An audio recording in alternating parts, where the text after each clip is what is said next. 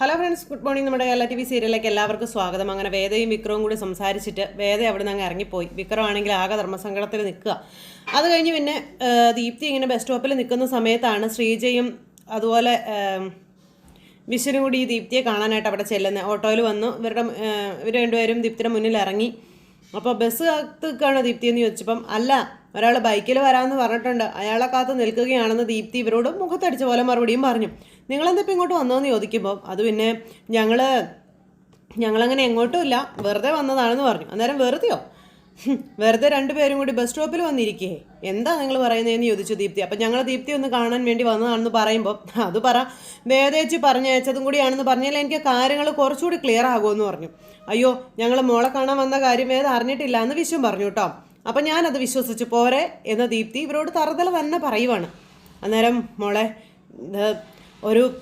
ഒരു പേടി മനസ്സിൽ തോന്നിയപ്പോൾ അതിൻ്റെ ഒരു മുന്നറിയിപ്പ് തരാൻ വേണ്ടി വന്നതാ കേട്ടോ എന്ന് പറഞ്ഞു. അല്ലാതെ മോള് വിചാരിക്കുന്നത് പോലെ വേദ പറഞ്ഞിട്ട് ഉപദേശിക്കാനോ ഗുണദോഷിക്കാനോ ഒന്നും വന്നതല്ല എന്ന് വിശ്വൻ ദീപ്തിയോട് പറയുവാണ്.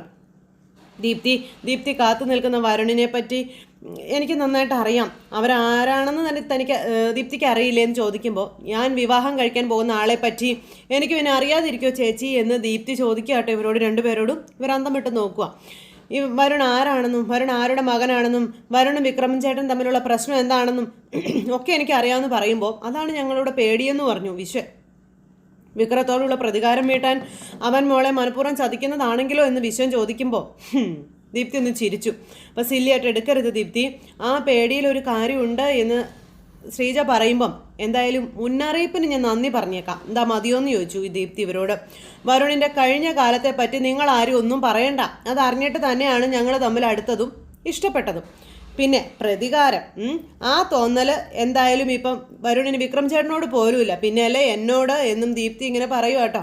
പിന്നെ ആളെ പറ്റിയുള്ള നിങ്ങളുടെ അഭിപ്രായം നന്നല്ല എങ്കിൽ അതിനിപ്പോൾ ഞാൻ എന്ത് ചെയ്യാനാണെന്നും ദീപ്തി ഇവരോട് ചോദിച്ചു.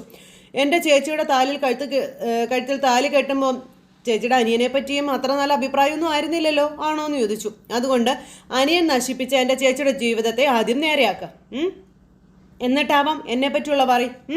അപ്പോഴേക്കും നമ്മുടെ കൂട്ടുകാരൻ വന്നു. ദീപ്തി ഒരു കൂസലും ഇല്ലാതെ വരുണിൻ്റെ കൂടെ കയറി അങ്ങ് പോയി. അവർ രണ്ടുപേരും അങ്ങ് പോയി കഴിഞ്ഞപ്പോൾ പിന്നെ ഇവർ രണ്ടുപേരും പകച്ചിങ്ങനെ നട റോട്ടിൽ ഇങ്ങനെ നിൽക്കുക കേട്ടോ. അത് കഴിഞ്ഞ് പിന്നെ ഇവർ ചെന്ന് വേദയോട് കാര്യം പറഞ്ഞു. അപ്പോൾ വേദ ചോദിച്ചു, നിങ്ങൾ എന്തിനാ അവളോട് സംസാരിച്ച് സ്വയം നാണം കെടാനായിട്ട് അവിടേക്ക് പോയതെന്ന്. അവളൊരു പ്രത്യേക ടൈപ്പാ, ആരോടാണ് എന്താണ് സംസാരിക്കേണ്ടത് അതൊന്നും അവൾ നോക്കില്ല എന്നും മുഖത്തടിച്ചതുപോലെയാണ് അവൾ സംസാരിക്കുക എന്നും വേദ പറഞ്ഞു കേട്ടോ. അതിലൊന്നും ഞങ്ങൾക്ക് വിഷമില്ലല്ലോ വേദ, ആ കുട്ടി ഒരു അപകടത്തിലേക്ക് പോകുന്നു എന്ന് തോന്നിയപ്പോൾ അറിഞ്ഞുകൊണ്ട് പറയാതിരിക്കാൻ തോന്നിയില്ല, അതുകൊണ്ടാണ് പോയതെന്ന് പറഞ്ഞു. അപ്പോൾ വേദ ആ കാര്യം എത്രമാത്രം വിഷമിപ്പിക്കുന്നുണ്ടെന്നുള്ള കാര്യം ഞങ്ങൾക്കറിയാം, അതുകൊണ്ട് ദീപ്തിയായിട്ട് സംസാരിക്കാമെന്ന് ഞാൻ ആ വിശ്വനോട് പറഞ്ഞെന്ന കാര്യം ശ്രീജ ഇങ്ങനെ പറഞ്ഞു. അപ്പം ഞാൻ പറഞ്ഞിട്ടാ നിങ്ങൾ ചെന്നതെന്നാണ് അവൾ കരുതുള്ളൂ, അത് അവളുടെ വാശി കൂട്ടേ ഉള്ളൂ എന്ന കാര്യവും പറഞ്ഞു. അപ്പോൾ വീട്ടിൽ ഇത് പറഞ്ഞിട്ടുണ്ടോ എന്ന് ചോദിച്ചു. അപ്പോൾ ഞാനതൊന്നും പറഞ്ഞിട്ടില്ല, അപ്പോൾ അറിഞ്ഞാൽ വലിയ പ്രശ്നമാവില്ലേ എന്ന് ചോദിച്ചു. എന്തൊരു ചോദ്യമാണ് ശ്രീജ നീ ചോദിക്കുന്നേ? അപ്പോൾ എൻ്റെ ഇഷ്ടത്തിന് ഞാൻ ഇറങ്ങിപ്പോരുമ്പോൾ എൻ്റെ അച്ഛനും അമ്മയും എത്രമാത്രം വിഷമിക്കുമെന്ന് ഞാൻ ആലോചിച്ചിരുന്നില്ല എന്ന് വേദ പറയുക കേട്ടോ. എൻ്റെ വിശ്വാസം എൻ്റെ ശരികളും മാത്രമായിരുന്നു എനിക്ക് പ്രധാനമായിട്ടുള്ളതെന്നും വേദ ഇവരോട് പറഞ്ഞു. പക്ഷേ ഇപ്പോൾ എനിക്കത് ഊഹിക്കാൻ പറ്റുന്നുണ്ടെന്ന് വേദ പറയുക. അങ്ങനെ അത് പറഞ്ഞ് ഇവരോട് പറഞ്ഞ് കരയുമ്പം വേദ മോളെ നീ ഇങ്ങനെ കരയാതെന്ന് പറഞ്ഞു. ശ്രീജ സമാധാനിപ്പിക്കാൻ നോക്കുക കേട്ടോ. അപ്പോൾ അവൾ ഇഷ്ടപ്പെട്ട ഒരാളോടൊപ്പം പോകുന്നതിൽ എനിക്ക് സന്തോഷമുള്ളൂ ശ്രീജടുത്തി, പക്ഷേ ആരാണെന്നുള്ളതിലാണ് പ്രശ്നമെന്ന് വേദ ഇങ്ങനെ ഇവരോട് പറയാം. അങ്ങനെ പ്രശ്നം ഉണ്ടെങ്കിൽ നമുക്കതിൽ നിന്ന് അവളെ എങ്ങനെയെങ്കിലും പിന്തിരിപ്പിക്കാം, അതല്ലേ നമ്മളെ കൊണ്ട് ചെയ്യാൻ പറ്റുള്ളൂ എന്ന് വിശ്വൻ ഇങ്ങനെ പറയുന്നു. പക്ഷെ അവൾ ഇതിൽ നിന്ന് പിന്തിരിയില്ല എന്ന് വേദ ഇവരോടും പറഞ്ഞു. അവരുടെ മട്ടും മാതിരിയൊക്കെ കാണുമ്പോൾ അതിനുള്ളൊരു തയ്യാറെടുപ്പാണെന്ന് എനിക്ക് തോന്നുന്നു എന്ന് പറഞ്ഞു. അപ്പോൾ അങ്ങനെ എന്തെങ്കിലും സംഭവിച്ചാലും ആ കുറ്റവും വേദയുടെ തലയിൽ തന്നെ വന്ന് വീഴില്ലേ എന്ന് ചോദിക്കുക കേട്ടോ അന്നേരം ശ്രീജ. അപ്പോൾ എന്നെ കുറ്റപ്പെടുത്തുന്നത് പോട്ടെ, അവളുടെ ജീവിതം എന്താകും എൻ്റെ ശ്രീജയടത്തി എന്ന് വേദ ശ്രീജയോട് ചോദിക്കുക. അപ്പോൾ ഒരു തെറ്റും ചെയ്യാതെ അവൾ മറ്റാരോടോ ഉള്ള ഒരു പകയുടെ ആ ഒരു ഇത് അനുഭവിച്ച് ജീവിതകാലം മുഴുവനും കരയണ്ടേ എന്നും ചോദിച്ചു. അത് കേട്ടപ്പോൾ എത്ര പറഞ്ഞു കൊടുത്തിട്ടും ആ കുട്ടിക്ക് മനസ്സിലാകുന്നില്ലല്ലോ എന്ന് ഓർക്കുമ്പോഴാണെന്ന് ശ്രീജ പറഞ്ഞു. അപ്പോൾ അവളോട് അരുതെന്ന് പറയാൻ എനിക്കും അവകാശം ഇല്ലാണ്ടായി പോയല്ലോ ശ്രീജയടത്തി, സ്വന്തം ഇഷ്ടത്തിന് ഇറങ്ങിപ്പോന്നപ്പോൾ ചേച്ചി ആരോടെങ്കിലും സമ്മതം ചോദിച്ചോ എന്നുള്ളൊരു മട്ടിലാണ് അവളിപ്പോൾ എന്നോട് സംസാരിക്കുന്നതെന്ന് പറയുമ്പോൾ അത് ഡിഫെൻഡ് ചെയ്യാൻ വേറെ മാർഗ്ഗം ഇല്ലാത്തത് കൊണ്ടാണ് വേദ. യഥാർത്ഥ വിഷയത്തിലേക്ക് നമ്മൾ കടക്കാതിരിക്കാൻ ആ കുട്ടി ആദ്യമേ വേദയുടെ കാര്യം എടുത്ത് മുന്നിലേക്ക് ഇട്ട് തരുന്നതാണെന്ന് പറഞ്ഞു. അപ്പോൾ വേദ എന്തായാലും ഒരിക്കൽ കൂടി ആ കുട്ടിയെ കണ്ട് സംസാരിക്കണമെന്നുള്ള കാര്യം ശ്രീജ പറയുക. ഇന്നത്തെ സംസാരം കൊണ്ട് എനിക്ക് മറ്റൊരു കാര്യം തോന്നിയെന്ന് വിശ്വം പറഞ്ഞു. ശരിയാണോ അല്ലയോ എന്ന് എനിക്കറിയില്ല. പക്ഷേ എന്താ വിശ്വേട്ടാ, ആ വരുണുമായിട്ടുള്ള ബന്ധത്തിൽ വേദയുടെ അനിയത്തിക്ക് വലിയ പിടിവാശിയുണ്ട്. ആ ബന്ധത്തിൽ തന്നെ തുടരും എന്നൊരു വാശിയുള്ളതുപോലെ എനിക്ക് തോന്നിയതെന്ന് അദ്ദേഹം വേദയോട് പറഞ്ഞു. അയാളോടുള്ള ഇഷ്ടത്തെക്കാളും പ്രേമത്തെക്കാളും ആ കുട്ടിക്ക് അയാളെ പ്രൊട്ടക്റ്റ് ചെയ്യാനുള്ള ഒരു ആഗ്രഹം ഉണ്ടെന്നും വിശ്വം പറയുക കേട്ടോ. അതിൻ്റെ കാരണം എന്താണെന്ന് കണ്ടെത്തണം എന്നും പറഞ്ഞു.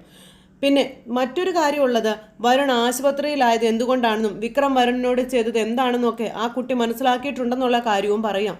എന്നിട്ടും അവനോടുള്ള അവളുടെ ഇഷ്ടം കുറയുന്നില്ലെങ്കിൽ അവിടെ എന്തോ ഒരു മിസ്റ്ററി ഇല്ലേ എന്ന് ചോദിക്കുക കേട്ടോ നമ്മുടെ വിശ്വൻ. ആദ്യം അത് കണ്ടെത്തണം വേദ, ബാക്കിയുള്ള കാര്യങ്ങൾ പിന്നീട് നമുക്ക് നോക്കാമെന്നും പറഞ്ഞു വിശ്വൻ അതിനൊരു ഹിൻ്റ് ഇട്ട് കൊടുത്തിട്ട് അങ്ങ് പോയി. അത് കഴിഞ്ഞ് പിന്നെ ദീപ്തിയും ഈ ചെറുക്കനും കൂടെ കടൽ തീരത്തോടെയൊക്കെ വർത്തമാനമൊക്കെ പറഞ്ഞ് കയ്യെ പിടിച്ചിങ്ങനെ നടക്കുക. അപ്പോൾ ഇവർ തമ്മിലുള്ള ആ ഒരു ബന്ധത്തിൻ്റെ ഇടയിൽ ഇപ്പോൾ വീട്ടിലുണ്ടായിരിക്കുന്ന പ്രശ്നങ്ങളെല്ലാം ദീപ്തി ഇവനോട് പറയുക. അപ്പോൾ ഇതെന്നല്ലെങ്കിൽ നാളെ ആരെങ്കിലുമൊക്കെ അറിയുമെന്ന് എനിക്ക് അറിയാമായിരുന്നു എന്നും ദീപ്തി പറയുക കേട്ടോ. അപ്പോൾ എൻ്റെ ഭൂതകാലമായിരിക്കും അവർക്കൊക്കെ പ്രധാന പ്രശ്നം, പിന്നെ എൻ്റെ അച്ഛനും ആയിരിക്കും എന്നും വരുൺ ഇങ്ങനെ പറയുക. അപ്പോൾ എന്നെ സംബന്ധിച്ചിടത്തോളം എൻ്റെ മനസ്സിൽ വരുൺ ജനിച്ചത് ഈ കടൽ തീരത്ത് വെച്ച് എൻ്റെ കൈ പിടിച്ച ആ സായാഹ്നത്തിലാണെന്ന് ദീപ്തി വരുണിനോട് പറയുക. അന്നു മുതൽ ഇയാളിൽ ഒരു കളങ്കവും ഇല്ല, എനിക്കത് മതിയെന്നും ദീപ്തി വരുണിനോട് പറയുക കേട്ടോ. അപ്പോൾ വരുൺ ഇങ്ങനെ നോക്കിയപ്പോൾ ഒന്നുമില്ല എന്ന് പറഞ്ഞു. പ്രേമിക്കുമ്പോഴേ ഒരാളെക്കുറിച്ച് മനസ്സിൽ തോന്നുന്നതെല്ലാം പറയാൻ പാടില്ല എന്ന് പറഞ്ഞു. അതെന്താണെന്ന് ചോദിച്ചു ദീപ്തി. അന്നേരം ആ തോന്നലിൻ്റെ ഭംഗി പോകുമെന്ന് പറഞ്ഞു. അത് ഒളിപ്പിച്ചു വെക്കുന്നത് പക്ഷേ വഞ്ചനയല്ലേ എന്ന് ചോദിച്ചു. അപ്പോൾ ആരാ ഒളിച്ചു വെക്കുന്നത്? അത് പറയാൻ ഭാഷ വേണ്ട, നോട്ടം മാത്രം മതി എന്ന് വരുൺ ഇങ്ങനെ പറയുക. അപ്പോൾ എൻ്റെ കണ്ണുകൾ പറയുന്നുണ്ട്, കേൾക്കുന്നുണ്ടോ എന്നൊക്കെ ചോദിച്ചപ്പോൾ കേൾക്കുന്നില്ല, പക്ഷേ അറിയുന്നുണ്ടെന്നും പറഞ്ഞുകൊണ്ട് ദീപ്തി ഓടി. വരുണും പിന്നാലെ ഓടി. പിന്നെ രണ്ടുപേരും കൂടി ഭയങ്കര സന്തോഷമായിട്ട് ഇങ്ങനെ അതിൽ നടക്കുക കേട്ടോ. അങ്ങനെ ഓടി ഓടി ഈ ദീപ്തിയും ആ ചെറുക്കനും കൂടെ ചെന്ന് പെട്ടത് നമ്മുടെ ശ്രീകാന്തിൻ്റെ അമ്മായിസിൻ്റെ മുന്നിൽ. അദ്ദേഹം ഇങ്ങനെ അന്തം വിട്ട് ഇവരെ നോക്കുക, രണ്ടുപേരും ഇങ്ങനെ നിൽക്കുന്നു. അപ്പോൾ അദ്ദേഹം ഇവരെ രണ്ടുപേരെ അത്ഭുതത്തോടെ കൂടി നോക്കി ഇങ്ങനെ നിൽക്കുക കേട്ടോ. അത് കഴിഞ്ഞതിന് ശേഷം എൻ്റെ ദർശൻ വേദയെ കാണുക. വേദയെ കണ്ട് ശ്രീകാന്തിനെ കണ്ട കാര്യത്തെപ്പറ്റി പറയുവാണ്. നമ്മുടെ തേരാട്ടിലെ ശ്രീധരൻ ചേട്ടനെ ഞാൻ കണ്ടായിരുന്നു എന്ന് പറഞ്ഞു. ആണോ? എന്തു പറഞ്ഞു? ശ്രീനിവാസനെതിരെ കേസിൻ്റെ കാര്യമൊക്കെ സംസാരിച്ചു. പിന്നെ പുള്ളി ഒരിത്തിരി സ്ട്രോങ് ആട്ടോ എന്നിങ്ങനെ പറയുക കേട്ടോ നമ്മുടെ ദർശൻ. കഴിഞ്ഞ ഇലക്ഷൻ സമയത്ത് അപ്പോൾ ശ്രീനിവാസൻ പുറത്തിറക്കിയ മുഴുവൻ ഫണ്ടിൻ്റെയും കണക്ക് പുള്ളി പുറത്തു കൊണ്ടുവരുമെന്നാണ് പറഞ്ഞെന്ന് പറയുമ്പം അങ്ങനെ ആരെങ്കിലുമൊക്കെ ഇറങ്ങി പുറപ്പെടാൻ വേണം ദർശൻ, എങ്കിലേ ഇവരെയൊക്കെ നിലയ്ക്ക് നിർത്താനായിട്ട് കഴിയുള്ളൂ എന്ന കാര്യങ്ങൾ ഇങ്ങനെ പറയുക വേദ.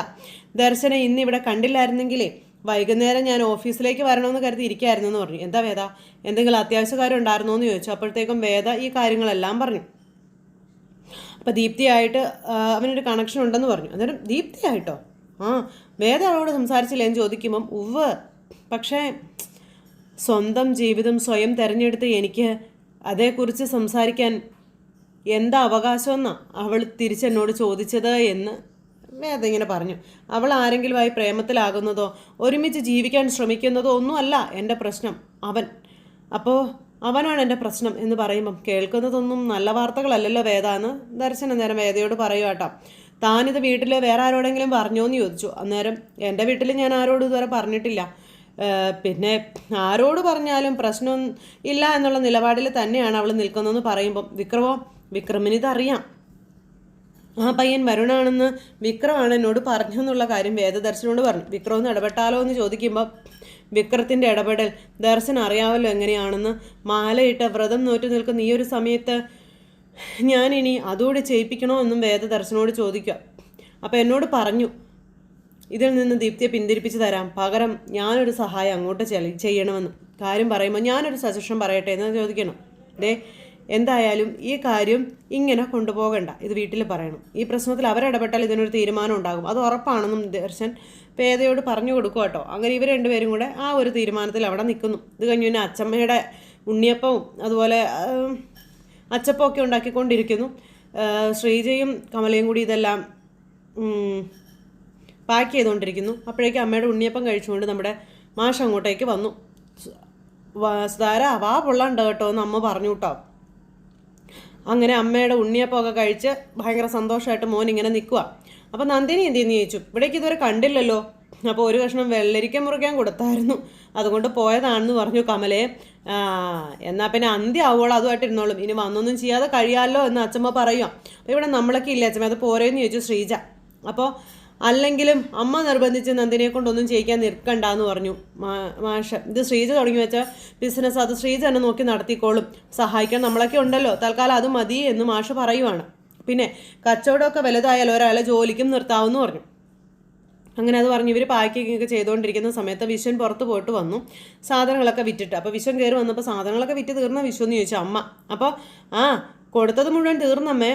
അപ്പോൾ ആൾക്കാരെല്ലാം നല്ല അഭിപ്രായം പറയുന്നുണ്ടെന്നാണ് കടക്കാർ പറഞ്ഞതെന്ന് വിശ്വം പറയുക. അന്നേരം ഈശ്വര നല്ലത് വരുത്തണേന്ന് പറഞ്ഞു കമല ഇങ്ങനെ പ്രാർത്ഥിക്കുക. അപ്പോൾ ഇതിൻ്റെ കയ്യിൽ എന്താടാന്ന് ചോദിച്ചു കേട്ടോ അച്ഛൻ. കയ്യിൽ കുറേ കവറാ, ഇത് ശ്രീജ പറഞ്ഞ് ഏൽപ്പിച്ചതാണെന്ന് പറഞ്ഞു. അങ്ങനെ ഓരോരുത്തർക്കായിട്ട് ഇവർ രണ്ടുപേരും കൂടെ കൊടുക്കും. അപ്പോൾ ഇതെന്താണെന്ന് ചോദിച്ചു. അപ്പോൾ ഇവരെല്ലാവരും നോക്കുക. അപ്പോൾ ഇതെന്താ ഇത് കൊള്ളാലോ എന്ന് പറഞ്ഞ് അച്ഛമ്മ ഇതെടുത്ത് നോക്കുക. അപ്പോൾ എന്തിനാ മോളെ ഞങ്ങൾക്കിത് വാങ്ങിയതെന്ന് ചോദിച്ചു മാഷ. വിറ്റ് കിട്ടുന്ന കാശ് മുഴുവൻ എങ്ങനെ ചിലവാക്കിയ, കച്ചവടത്തിനുള്ള സാധനങ്ങളൊക്കെ വാങ്ങിക്കണ്ടേന്ന് ചോദിച്ചു കമലയെ. അന്നേരം അത് സാരമില്ല അമ്മേ, ആദ്യത്തെ കളക്ഷൻ കഴിയുമ്പോൾ നിങ്ങൾക്കൊക്കെ എന്തെങ്കിലും വാങ്ങണമെന്ന് ഞാൻ ആദ്യമേ ഉറപ്പിച്ചതാണെന്ന് നമ്മുടെ ശ്രീജ പറയുക ഇവരോട്. അപ്പം സന്തോഷമായി ഇവർക്കെല്ലാവർക്കും. അതെൻ്റെ ഒരു സന്തോഷമാണെന്ന് നിങ്ങൾ വെച്ചാൽ മതിയെന്ന് പറഞ്ഞു. അപ്പോൾ അതിൽ വിരോധമൊന്നുമില്ല ശ്രീജയെ, സ്വന്തം അധ്വാനത്തിൻ്റെ ഫലത്തിൽ നിന്ന് നീ ഞങ്ങൾക്ക് വേണ്ടി ചെയ്തു തന്നത് വലിയ സന്തോഷാഭിമാനമുള്ള കാര്യം തന്നെയാണ്. പക്ഷെ അതിനുള്ള സമയമൊന്നും ആയില്ലല്ലോ മോളെ, തുടങ്ങിയതല്ലേ ഉള്ളൂ. അപ്പോൾ എല്ലാ ആവശ്യവും കഴിഞ്ഞ് ബാക്കി വരുന്നത് കൊണ്ട് ചെയ്യാനുള്ളതൊന്നും അല്ല അച്ഛാ ഞാനിപ്പോൾ ചെയ്തത്, ഇതാണ് എനിക്ക് ആദ്യം വേണ്ടിയിരുന്നത് എന്ന് ശ്രീജ പറയുക. അപ്പോൾ ഇവരെല്ലാവരും അന്തം വിട്ട് ശ്രീജ ഇങ്ങനെ നോക്കി ഇങ്ങനെ നിൽക്കുക. കഴിഞ്ഞ എത്രയോ വർഷങ്ങളായി അച്ഛൻ തന്നെയല്ലേ എൻ്റെ കാര്യങ്ങളൊക്കെ നോക്കാറ്, സ്വന്തം കാലിൽ നിൽക്കാൻ നോക്കുമ്പോൾ ആദ്യം നിങ്ങളെ തന്നെയല്ലേ ഞാൻ ഓർക്കേണ്ടതെന്നും ശ്രീജ ഇങ്ങനെ ഇവരോട് ചോദിക്കും കേട്ടോ. അച്ഛൻ ഇങ്ങനെ അത്ഭുതപ്പെട്ട് നോക്കുവാണ് ശ്രീജയുടെ മനസ്സിനെ, അല്ലെങ്കിൽ ആ നന്മയെ. അപ്പോൾ അത് നന്നായി മോളെ, അതിൻ്റെ ഗുരുത്വം നിനക്ക് എന്നും ഉണ്ടാകുമെന്ന് അച്ഛമ്മ നേരം പറയാം. കൂട്ടത്തിൽ ഞാൻ മോൾക്ക് ഒരെണ്ണം വാങ്ങി എന്ന് വിശ്വം പറയുക കേട്ടോ. അത് കേട്ടപ്പോഴേക്കും ഇവർക്കെല്ലാവർക്കും അത്ഭുതം, പ്രത്യേകിച്ച് ശ്രീജയ്ക്ക്. ഈ വെള്ളിയാഴ്ച അപ്പം മോളെ ഇങ്ങോട്ട് കൂട്ടിക്കൊണ്ട് വന്നാലോ എന്ന് വിചാരിക്കുകയാണെന്ന് പറഞ്ഞു. വീക്കെൻഡിൽ 2 ദിവസം അവൾ നമ്മളോടൊപ്പം നിൽക്കട്ടെ എന്നും ശ്രീജയോട് വിശ്വം പറഞ്ഞു.